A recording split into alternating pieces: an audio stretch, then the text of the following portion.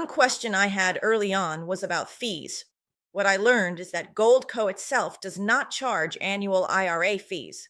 Instead, account holders pay fees associated with the IRA custodian and the approved storage facility where the metals are stored.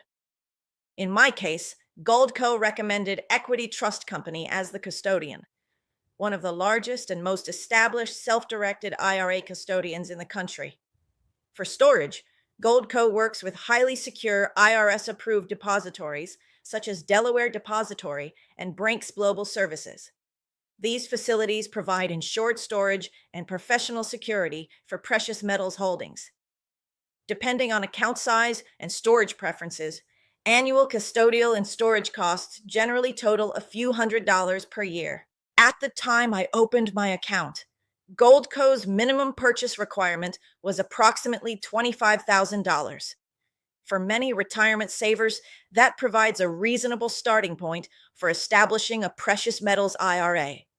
Another nice surprise was that I qualified for Goldco's new customer promotion, which included complimentary silver with my purchase.